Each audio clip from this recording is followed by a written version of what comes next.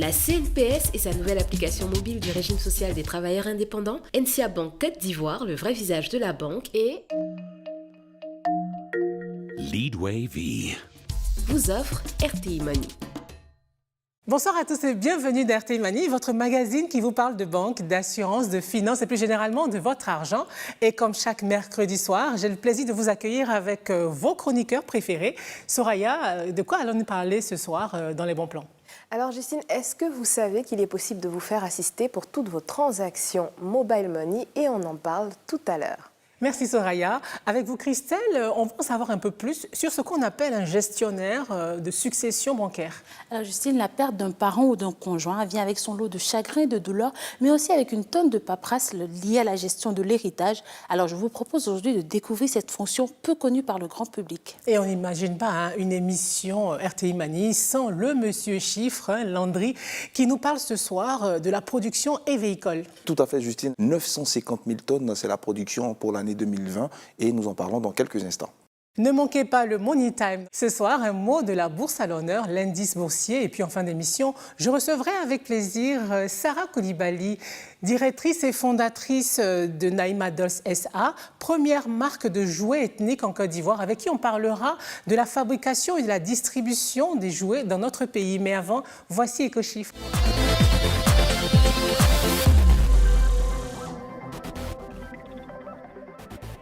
Landry, on va faire un focus ce soir sur la production et véhicule en Côte d'Ivoire qui a connu une évolution. Un record même, on va dire, parce que 950 000 tonnes, c'est la production de la Côte d'Ivoire pour l'année 2020. Ce sont les dernières données en attendant celles de 2021. En une décennie, la production a été multipliée par 6, passant de 170 000 tonnes en 2005 à 950 000 tonnes en 2020, soit une hausse de 21% par rapport à la production de 2019 qui était à 783 000 tonnes. Et cette production permet à la Côte d'Ivoire de maintenir son statut de premier producteur sur le continent africain. Et selon l'APROMAC, l'association des professionnels de caoutchouc naturel de Côte d'Ivoire, le pays est au 4e rang mondial derrière les mastodontes que sont l'Indonésie, la Thaïlande et le Vietnam. Et il y a eu aussi une redynamisation de ce secteur-là. Une redynamisation boostée par les autorités ivoiriennes qui ont injecté près de 40 millions d'euros, soit 26 milliards de francs CFA sur 9 ans pour booster la filière. La surface exploitable a augmenté, passant de 300 000 hectares à 600 000 hectares. Il y a eu des campagnes de sensibilisation, de formation au métier de la filière. Aujourd'hui, la Côte d'Ivoire compte plus de 160 000 producteurs au niveau de la filière EVA. Donc voici autant d'éléments qui pourraient expliquer cette évolution de 950 000 tonnes pour l'année 2020. Merci Landry pour ces informations très importantes sur le secteur de l'EVA dans notre pays. Voici maintenant la deuxième rubrique de cette émission, 24 heures avec.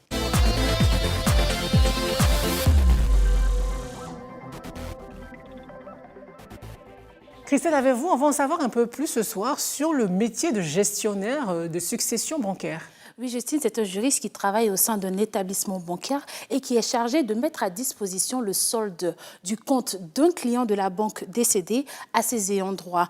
Comment se fait cette procédure? Combien de temps dure-t-elle? Combien coûte-t-elle? Eh bien, pour cerner les contours de ce métier peu connu, j'ai passé la journée avec Manuela Loba-Cissé, juriste d'entreprise et gestionnaire de succession dans une banque de la place. On regarde.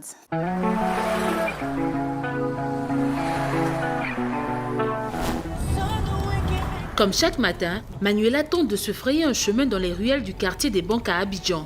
Juriste de formation, elle travaille pour une grande banque régionale de la place en tant que gestionnaire de succession. 2 fois par semaine, elle reçoit les clients qui viennent demander la clôture du compte d'un parent ou d'un proche décédé. On peut se retrouver avec 10 clients, plus de 10 clients. Il peut y avoir des jours où on n'a que 5 clients, ça dépend. Si c'est des personnes qui viennent pour la première fois, on essaie de faire des demandes de nivellement. On informe le gestionnaire du décès de son client et on lui demande de clôturer le compte. Bonjour, bonjour. La succession bancaire, la spécialité de Manuela depuis son entrée dans cet établissement financier qui offre un accompagnement aux ayants droit de ses clients décédés. La procédure de clôture des comptes et de mise à disposition des fonds aux héritiers suit un parcours minutieux que Manuela connaît par cœur. On s'appuie sur la loi relative aux successions et on entoure notre activité de procédure bancaire. Voilà. Donc, on va s'assurer d'abord de la qualité des personnes qui sont en face de nous, savoir que c'est vraiment des ayants droit. Le premier document même qu'on demande pour la déclaration, c'est l'acte de décès.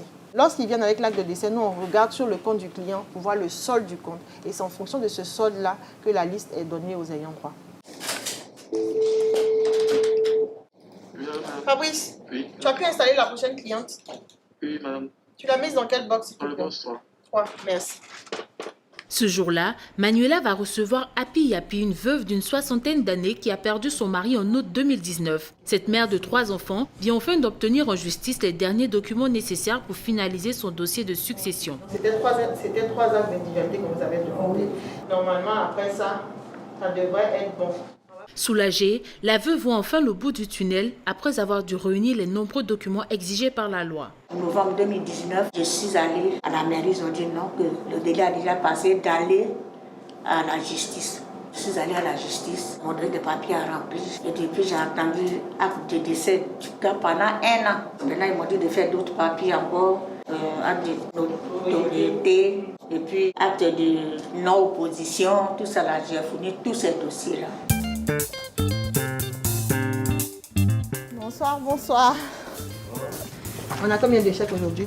Il faut que je vérifie. Ce jour-là, Manuela vient récupérer les chèques des ayants droit dont elle a réussi à clôturer les dossiers. La procédure peut durer plusieurs mois et le déblocage des comptes des défunts se fait selon des règles très précises. La succession se règle de différentes manières, soit entre les mains des ayants droit quand le solde est inférieur à 1 million et entre les mains du notaire lorsque le solde est supérieur à 1 million. Donc lorsque le solde est inférieur à 1 million, c'est entre les mains des ayants droit. C'est à ce moment-là qu'on établit un chèque de banque. Et lorsque le solde est supérieur à 1 million, ça sera un virement sur le compte du notaire. Et le notaire après va faire la répartition entre les ayants droit.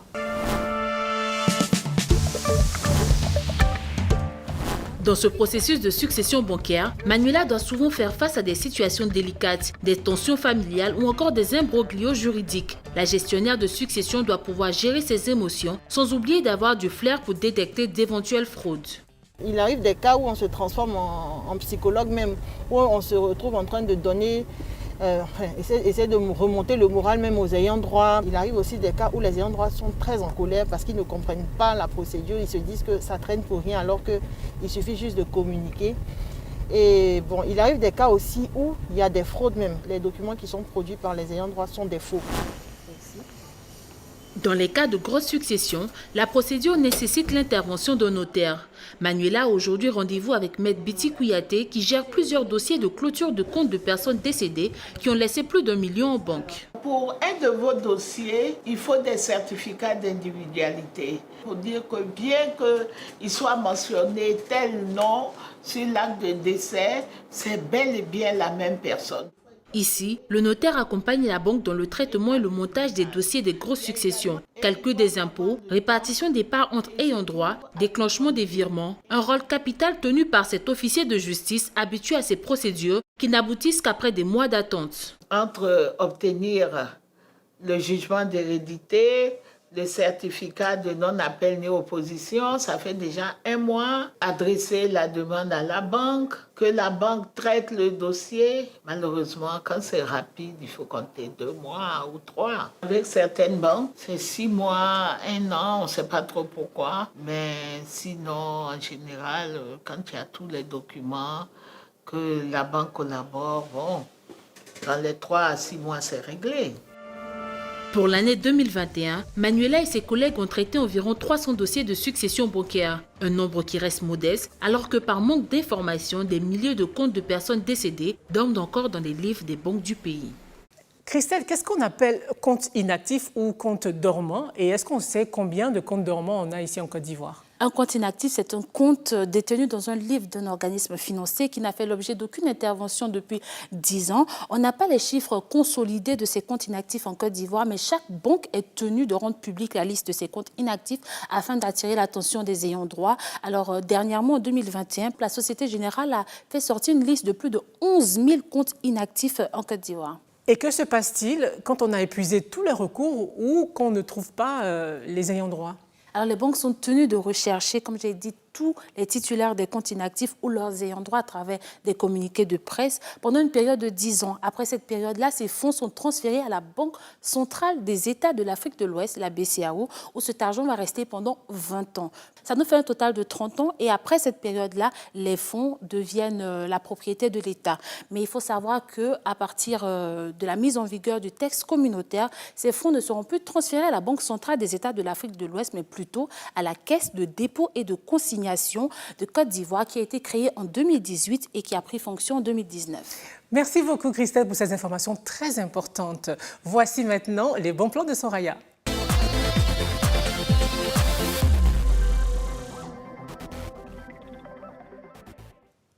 Soraya, qu'est-ce que c'est qu'un assistant virtuel Mobile Money? Alors, il s'agit, Justine, de ce qu'on appelle un chatbot, un robot conversationnel doté d'une intelligence artificielle. Il vous permet de chatter avec lui sur tous les réseaux sociaux. Et dans ce contexte particulier, nous allons parler des assistants virtuels, mais pour les transactions Mobile Money. Comme par exemple avec ici, cet assistant virtuel Mobile Money qui est lié à un opérateur mobile. Et pour chatter avec lui, je vais tout simplement taper menu principal. Et là, il va me dire « Bienvenue, je m'améliore chaque jour, qu'est-ce que je peux faire pour vous ?» Et il vous parle vraiment comme un ami. Et là, par exemple, nous pouvons ouvrir un compte Mobile Money, simuler des frais de transfert, consulter une facture ou même consulter les promotions en cours. Et ce service est disponible 24 heures sur 24 et 7 jours sur 7. Et alors, quels sont les avantages de ces assistants virtuels-là? Alors, pour bien mesurer les avantages de cette technologie, je vais vous présenter un autre assistant virtuel qui, lui, va un peu plus loin. Déjà, vous pouvez l'utiliser quel que soit votre opérateur téléphonique mobile. Et là, je vais vous faire une petite démonstration. Je vais taper le mot « dépôt ». Il nous demandera combien est-ce qu'on veut recharger. On précise la somme et ensuite il vous demandera par quel moyen vous voulez recharger votre compte, par Mobile Money ou par carte bancaire. Et ensuite, vous suivez les étapes, votre compte est rechargé et vous pouvez faire toutes vos transactions. Mais je précise aussi que ces assistants virtuels proposent des services de base qui sont gratuits, mais vous avez aussi des formules payantes. Vous avez par exemple ici une formule à 500 francs CFA par mois et une autre formule à 5000 francs CFA par mois. Et ces formules payantes vous permettent d'avoir accès à des services comme par exemple le paiement chez les marchands. Il suffit simplement de communiquer le numéro de téléphone du commerçant et d'indiquer le montant que vous voulez payer. Et l'assistant virtuel effectue le paiement pour vous. Merci Soraya, merci Landry, merci Christelle. On se retrouve très vite dans une semaine. Merte Mani se poursuit tout de suite après la page pub. Durant les 40 années où j'ai travaillé en tant que planteur, je rêvais d'une retraite paisible avec ma famille. Aujourd'hui, je suis épanoui. La CNPS me fait bénéficier d'une pension de retraite à vie. À vie? Mais c'est super, papy. Et j'en profite avec joie, pas vrai?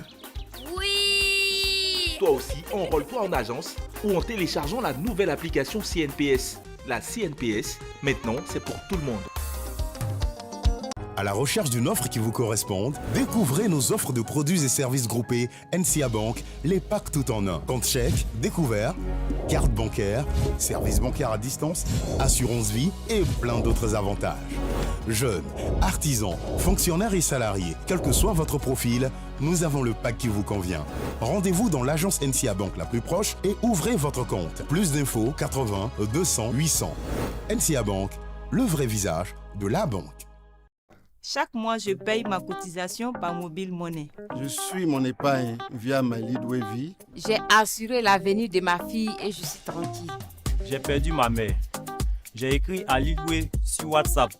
J'ai aussitôt reçu une réponse qui m'a indiqué quoi faire. Vous avez raison de nous faire confiance. Nous continuons l'aventure ensemble. En 2022, Leadway, c'est l'épargne éducation, retraite, immobilier, la prévoyance décès, l'assurance santé, l'assurance automobile, l'assurance habitation, l'assurance de vos biens.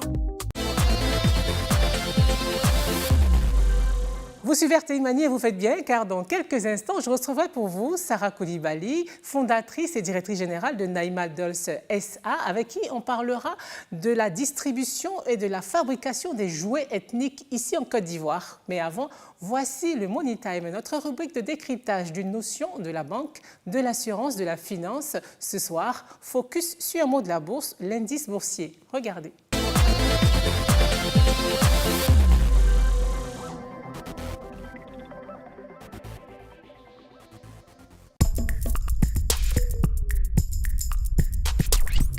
À la bourse, les entreprises sont très diversifiées avec chacune leur performance, leur secteur d'activité, leur poids économique, etc.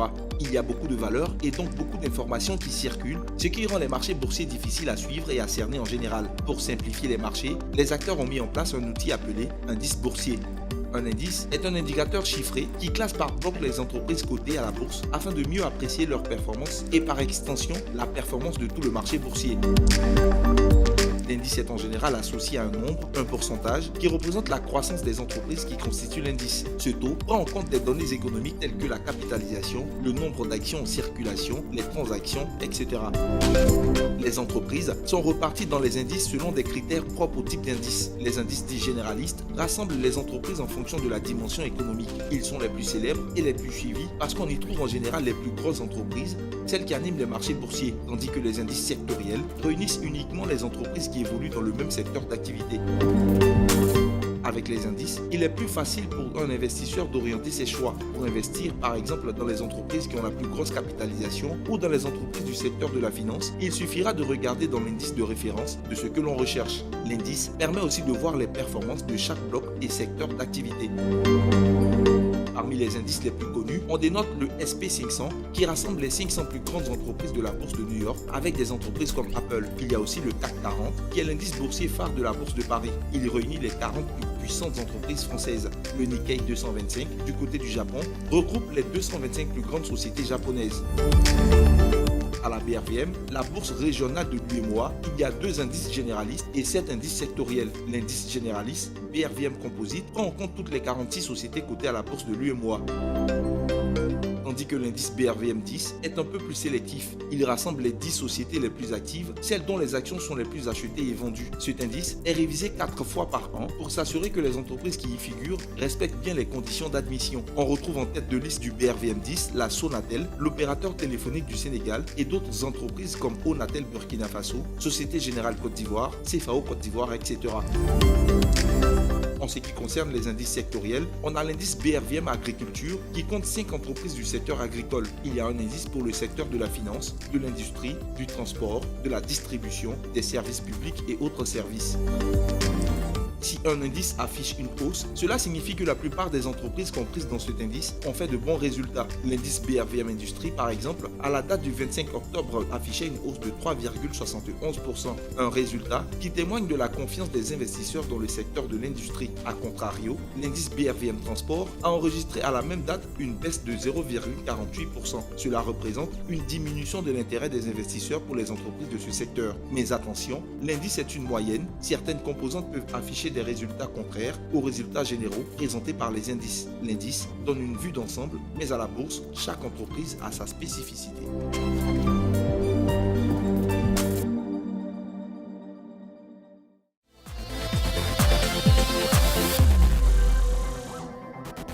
Notre invitée ce soir est une entrepreneure aguerrie, mais elle est surtout la figure ivoirienne du jeu éducatif ethnique.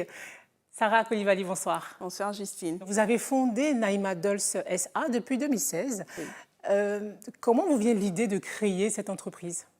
Naïma Dolls est née de l'envie d'une maman, simplement de créer des jouets pour ses enfants, des jouets qui leur ressemblaient, parce qu'à l'époque, il n'y en avait pas du tout, que ce soit en Côte d'Ivoire ou à l'étranger. C'était quelque chose de complètement nouveau. Et nous, on a décidé d'essayer de comprendre cette industrie et de proposer une alternative pour les mamans africaines et afro-descendantes.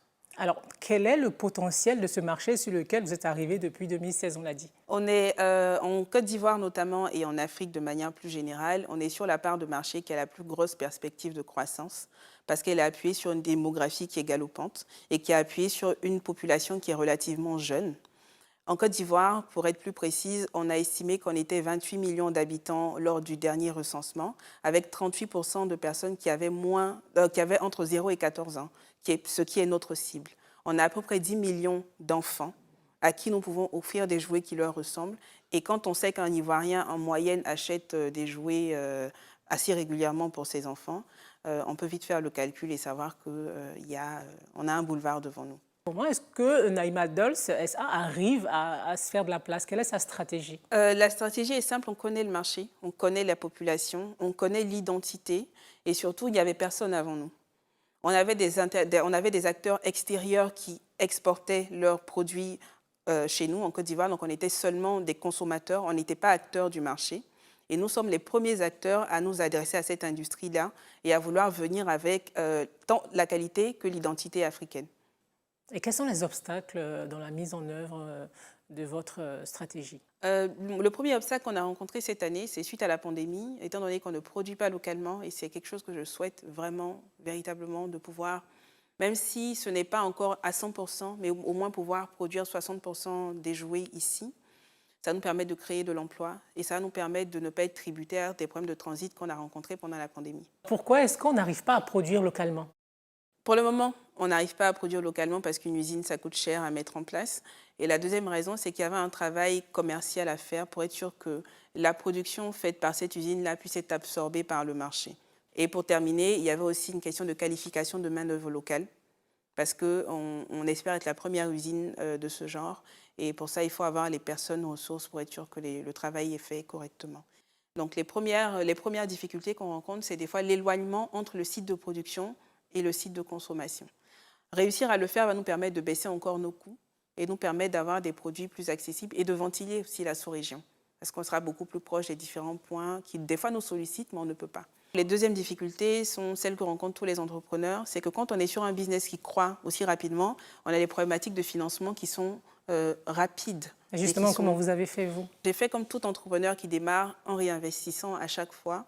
Et je pense que cette façon de faire a rassuré des organismes. On a été accompagné par la banque et ça nous a permis de faire effet de levier et de pouvoir pleinement être à un autre niveau avant de peut-être choisir d'autres véhicules de financement. On a des poupées, des jouets qui nous arrivent d'ailleurs, souvent pas très contrôlés. Quel est votre regard dessus? Moi, j'ai un regard de doléance envers l'État. C'est une volonté étatique de contrôler, ne serait-ce que pour la sécurité des enfants, de contrôler ce qui rentre. Aujourd'hui, ça n'existe pas, donc n'importe qui peut venir acheter n'importe quel jouet, le proposer à nos enfants. Donc, évidemment, face à ces produits-là, tu as des jouets qui vont te coûter 1500 francs CFA, mais qu'est-ce que l'enfant ingurgite, qu'est-ce qu'il touche, on ne sait pas. Et ça, il n'y a que l'État, il n'y a qu'une volonté étatique pour réguler ce qui est pour moi une faille.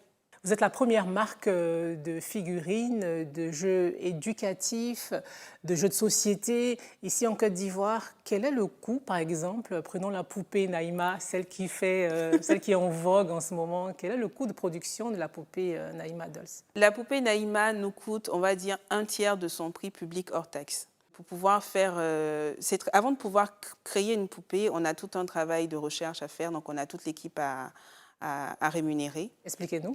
On a une équipe de graphistes qui fait les dessins, les 2D, la 3D. Ensuite, on passe à la création du moule. C'est ce qui coûte le plus cher. Une entreprise qui veut investir dans le domaine du jouet ne doit pas avoir peur d'investir dans les moules de ses produits. Un moule va nous coûter environ 5 000 € à peu près à faire. Et dites-vous que si vous avez 10 jouets, vous devez investir 50 000 €. Ces 50 000 € rentrent dans le patrimoine de votre entreprise et ce sont des produits qu'on ne pourra pas vous copier. Donc, investir dans le moule du jouet nous permet d'affirmer notre identité parce qu'on crée vraiment des jouets qui nous ressemblent avec des produits qui nous appartiennent. Après les moules, il faut avoir une bonne équipe de créa parce qu'il faut créer toute l'identité autour du produit. Et sur ça, on interroge nos enfants. On essaie de comprendre ce qu'ils aiment. Donc, après avoir créé les moules, donc fini la 2D, la 3D, créer les moules, les looks, on passe ensuite à la production. Finalement, le coût de production vous revient à combien? Donc, si on a un jouet qui coûte environ 10 000 francs CFA, on aura 1 500 francs CFA qui va servir à rémunérer les équipes locales. On aura à peu près 3 000 francs CFA qui vont revenir à la production du jouet, donc à l'usine. 2 000 francs CFA qui vont nous revenir à nous. 1500 francs CFA qui va revenir au distributeur et le reste sera pour la TVA. Vous avez passé la barre des 100 000 poupées. Oui. C'est une évolution. Est-ce que ça a toujours été comme ça? Vous avez toujours évolué de façon crescendo? On a commencé avec 500 poupées. Donc, passer la barre des 100 000, c'est beaucoup. On a commencé avec un site Internet. Donc, passer à 380 points de vente, c'est beaucoup.